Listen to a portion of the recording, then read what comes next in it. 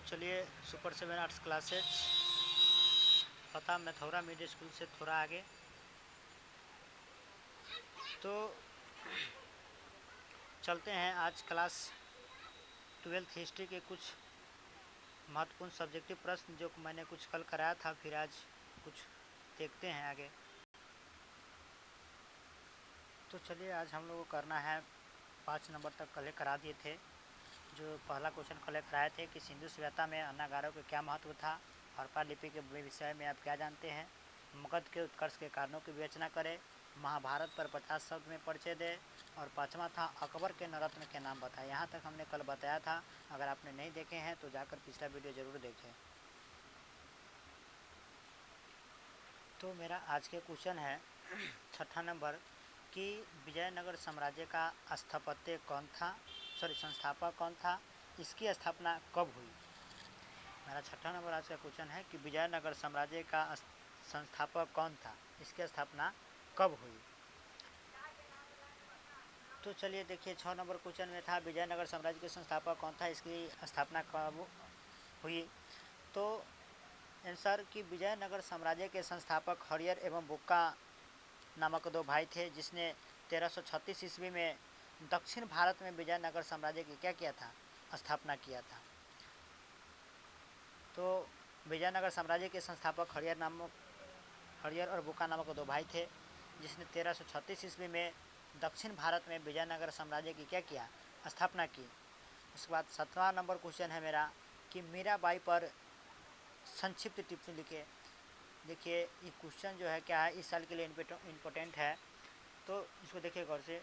मीराबाई का जन्म 1498 ईस्वी में मेरता के एक गांव में कुसली में हुआ था। यानी कि मीराबाई का जन्म 1498 ईस्वी में मेरता के कुसली नामक गांव में हुआ था। वह मेरता के राजा रतन सिंह राठौर की क्या थी, पुत्री थी। उनके पति भोजराज की असम मृत्यु हो गई। कहने का मतलब है कि उनके पति मीराबाई की जो पति थी भोजराज, उनकी मृत्यु असमय हो गया, एकाएक उनका मृत्यु हो गई और मीराबाई विधवा हो गई। और क्या हो गया, मीराबाई विधवा हो गई। बाद में मीराबाई कृष्ण से प्रतीकात्मक प्रेम करते हुए कृष्ण भक्ति में लीन रहने लगी। और कहते हैं कि जब उनके पति जब मर जाते हैं तो उनके पति के मरने के बाद मीराबाई भगवान कृष्ण के भक्ति में लीन हो जाते हैं। उसके बाद 8वां नंबर मेरा क्वेश्चन है कि दुबास लोग कौन थे। दुबास लोग कौन थे, तो देखिए दुबास लोग ब्लैक टाउन में रहते थे। दुबास लोग कहाँ रहते थे, ब्लैक टाउन में रहते थे, और स्थानीय भाषा में अंग्रेजी भाषा बोलना जानते थे। यानी कि दुबास लोग ब्लैक टाउन में रहते हैं और उनका भाषा क्या था, अंग्रेजी था। दूसरा का है इसी का, वे एजेंट और व्यापारी के रूप में कार्य करते थे। ये जो व्यक्ति थे, दुबास जो व्यक्ति थे, ये क्या थे, एजेंट थे और व्यापारी के रूप में कार्य करते थे, और भारतीय समाज और गांव व्यक्ति के बीच मध्यस्थ की भूमिका निभाते थे। वे संपत्ति एकत्र करने के लिए सरकार में अपनी पहुंच का इस्तेमाल करते थे। और कहते हैं अपने संपत्ति को इकट्ठा करने के लिए, अर्जित करने के लिए वह सरकार से क्या करते थे, इस्तेमाल करते थे, सरकार को इस्तेमाल करते थे। उसके बाद है 9 नंबर क्वेश्चन, लखनऊ समझौता का क्या महत्व है। 9वां नंबर क्वेश्चन है कि लखनऊ समझौता का क्या महत्व है। तो देखिए लखनऊ समझौता जो है, थोड़ा क्या कीजिएगा, लाइन मतलब कि पॉइंट बाय पॉइंट लिखिएगा तो अच्छा रहता है।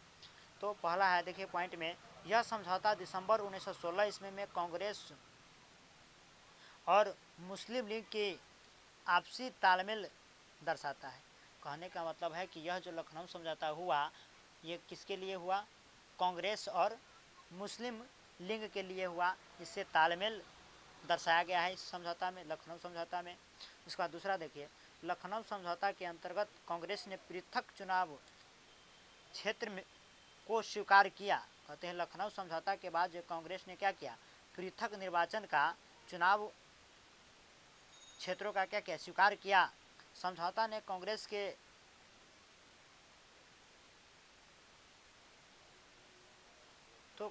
के मध्य वर्गीयों और उपग्रंथियों और मुस्लिम लीग के लिए एक संयुक्त राजनीतिक मंच प्रदान किया गया। तो लखनऊ समझौता इसके लिए प्रसिद्ध रहा। और मेरा 10वां नंबर आज का क्वेश्चन है, क्या भारत एक धर्मनिरपेक्ष राज्य था? बहुत ही अच्छा क्वेश्चन है। देखिए, भारत धर्मनिरपेक्ष राज्य था तो क्या है, तो कहते हैं कि हाँ, भारत एक क्या है, धर्मनिरपेक्ष राज्य है। भारतीय संविधान में भारत को एक धर्मनिरपेक्ष राज्य घोषित किया गया है। भारतीय संविधान की प्रस्तावना में भी धर्मनिरपेक्ष शब्द 42वें संशोधन द्वारा 1976 ईस्वी में जोड़ा गया। कहते हैं कि हमारा भारत धर्मनिरपेक्ष राज्य है। यहाँ पर भारत के संविधान को एक धर्मनिरपेक्ष राज्य क्या घोषित किया गया, जो हमारे संविधान संशोधन 1942 के द्वारा 1976 ईस्वी में क्या किया, इसको जोड़ा गया। राज्य का अपना कोई धर्म नहीं है। कहते हैं कि भारत के राज्य का कोई अपना कोई धर्म नहीं है और न ही राज्य के नागरिकों को कोई धर्म अपनाने की क्या है, प्रेरणा देता है। यानी कि कहने का अर्थ है कि राज्य में किसी को कोई धर्म मानने का कोई हमारे संविधान में जोर जबरदस्ती नहीं किया गया है। जिसको जो इच्छा है मान सकता है। वह सभी धर्मों का आदर करता है और हमारे भारत का जो संविधान है वह सभी धर्मों क्या करता है, आदर करता है तथा नागरिकों को भी अपने इच्छा अनुसार धर्म को मानने की स्वतंत्रता देती है। और हर व्यक्ति को अपने अनुसार जिस धर्म को मानने की इच्छा है आप क्या कर सकते हैं, मान सकते हैं। यह हमारा संविधान क्या करता है, स्वतंत्रता देता है। मौलिक अधिकार में अनुच्छेद 25 से 28 धार्मिक स्वतंत्रता का अधिकार दिया गया है और हमारे संविधान के अनुच्छेद 25 से 28 तक स्वतंत्रता के क्या किया गया है, अधिकार दिया गया है। तो चलिए आज के लिए यही 5 क्वेश्चन इस साल के लिए सब इम्पोर्टेंट क्वेश्चन है, तो आप वो ध्यान से देखिएगा, समझिए और अच्छा लगे तो लाइक सब्सक्राइब शेयर करना ना भूलें। और इस वीडियो को देखने के लिए आपको बहुत बहुत धन्यवाद। अगर आप 12th में है तो सब्जेक्टिव क्वेश्चन मैं कुछ कराऊंगा। देखिए इसमें से बहुत ज़्यादा ऐसा क्वेश्चन मिलेगा कि आपको लगेगा कि टकरा जाएगा, तो आप कंटिन्यू बने रहें, हम कराते रहेंगे और देखते रहिए।